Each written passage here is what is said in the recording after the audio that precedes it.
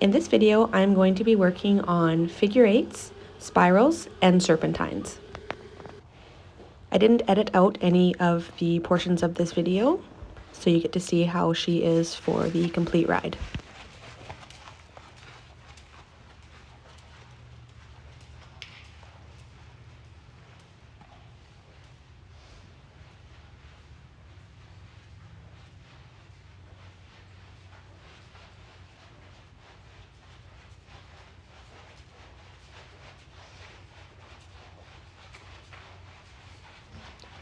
I start off at a trot and I trot a couple circles to the right to let her get warmed up, and I work on her body position. I'm wanting her to be in a nice arc through her whole body, following her nose around while lifting up her rib cage and tracking that inside hock up underneath her. So I'm going to be doing a couple circles around, just working on that before I go into the figure eights.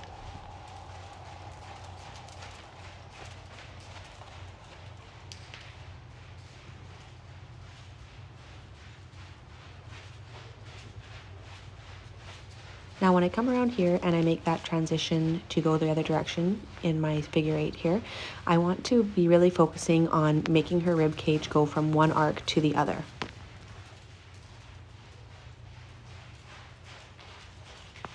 You can really see when I come around here and make this next transition how I make more of an S move in the middle of this transition, and you can really see her rib cage go from the left arc to the right arc.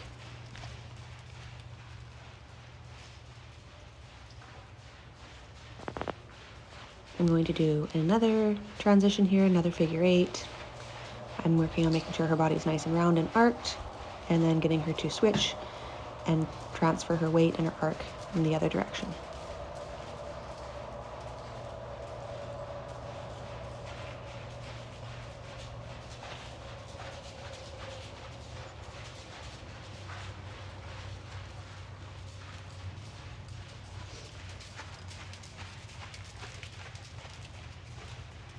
Now I'm going to come right around and I'm going to start working on my spirals.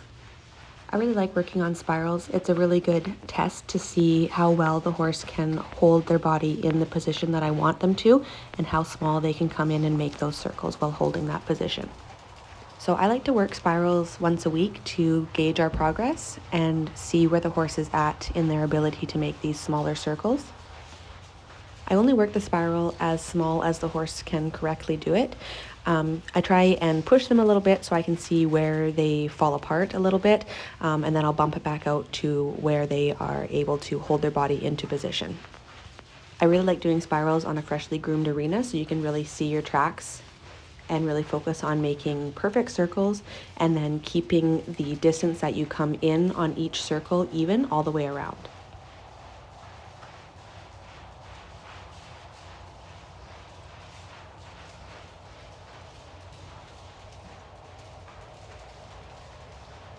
So you can see we've worked our way into a nice small circle, and she's holding her body in position really well. So I'm going to come in and ask her to make another smaller circle within that circle, and I keep driving her around. She's holding the arc, her hock is coming up nicely underneath her, and then I like to make them do a full circle holding that before I ask them to switch directions.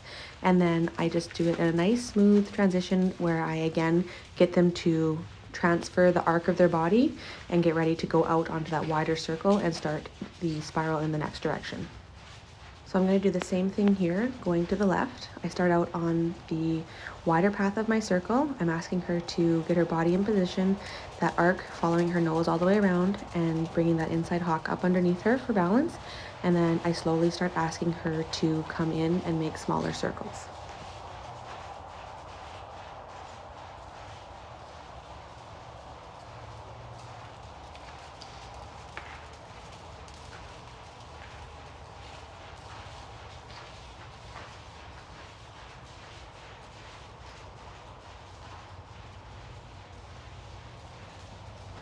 And now we have worked our way into a small circle.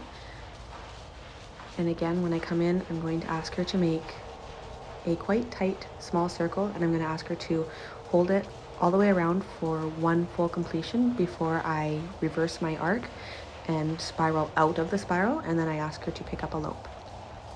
I'm liking where she's holding herself right here, so I do one full complete circle all the way around, driving her around, and then I'm going to come around the side here and I'm going to ask her to switch directions, shift her rib cage, bring her body around, and then I'm going to ask her to pick up a lope, and I'm going to do the same thing at a lope again.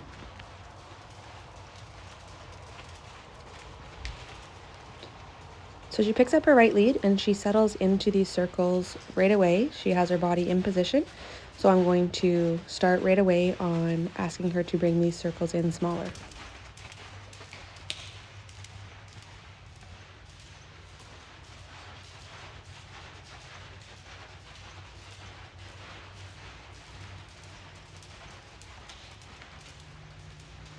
So as I'm doing these circles, making them smaller, I'm really keeping in mind what I'm feeling underneath me and how she's holding her body in position. And I only ask her to come in to the size of circle that she can hold this. So she's actually able to hold her body in position quite well in this smaller circle. So I make one full complete circle, and then I'm going to go and gradually spiral out of this circle, still holding her body into position.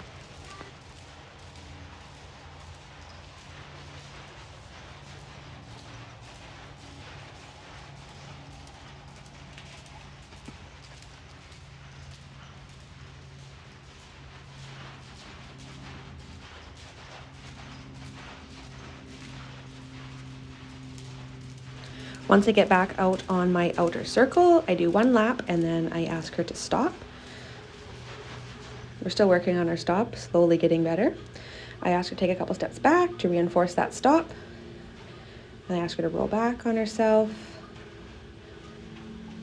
And then we're going to do the same thing in the other direction.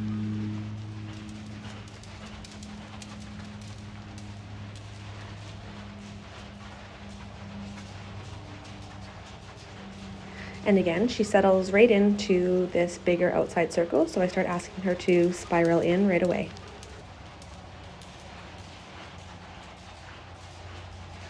You can tell with my hands and my body that I'm asking her to arc with my inside rein and my inside leg, and I'm using my outside rein to help hold the body upright and stand straight and square beneath me.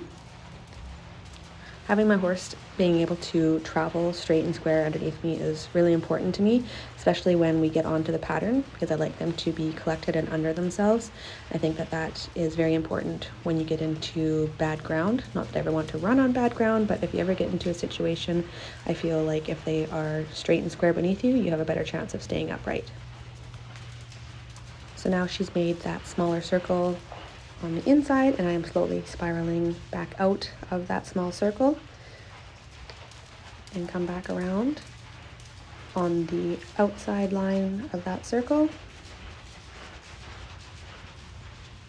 I'm going to make one full circle on this outside line, and then I'm going to ask her to stop.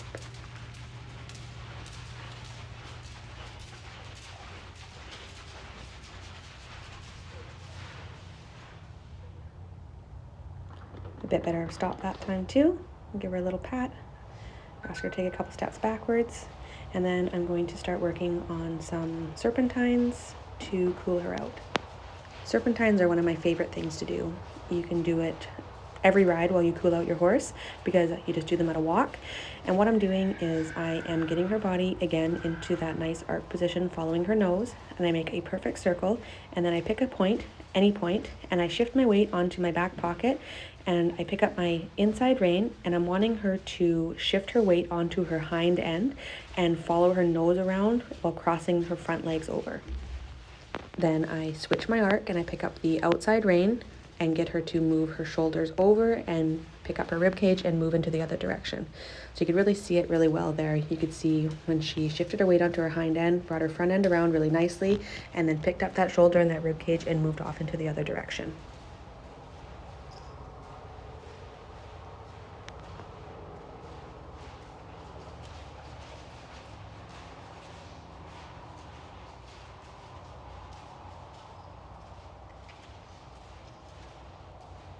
This is another really good one coming up. You can see she's following her nose around, and I pick up my inside rein, shift my weight, she plants her hind end, brings her front end around, and then picks up her shoulder and moves off in the other direction.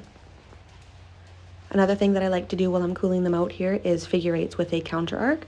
So now you can see I have her arced to the right, and then I'm asking her to hold that arc and start doing a circle to the left, moving off my leg and bringing that front end around and reaching. These are just really great exercises to get a lot of body control. To me, having control of the rib cage is so important, and asking them to switch these arcs in their body and bring their shoulders around, keeping their front end nice and light, is just so important to me, all while shifting their weight onto their hind end where all the power comes from. I love being able to teach them how I want them to use themselves off the pattern, so once we get to the pattern, they know what I'm going to ask of them.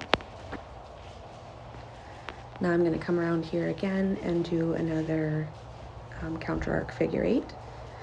I'm asking her to now hold that arc and start going in the other direction, bringing that front leg around while holding the arc.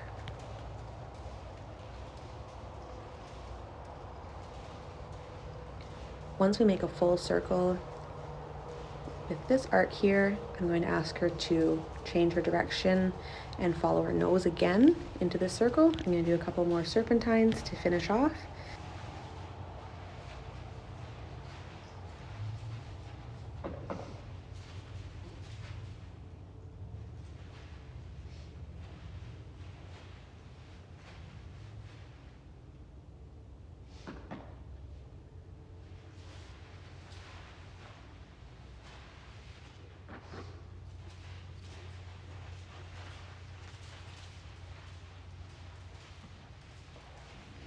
And that was it for our ride today, short and sweet. I'm just going to do a little bit of softening here at the end before I get off. I always like to make sure that she is soft in the bridle and standing still before I get off. And I don't want her backing up when I'm asking her to give to the bridle. I just want her to stand still and give me her nose while keeping her feet stationary. Let her sit for a sec so I don't get off right away. Once she stands and I'm happy, I get off and tell her what a good girl she is. And I hope you enjoyed. Thanks for watching.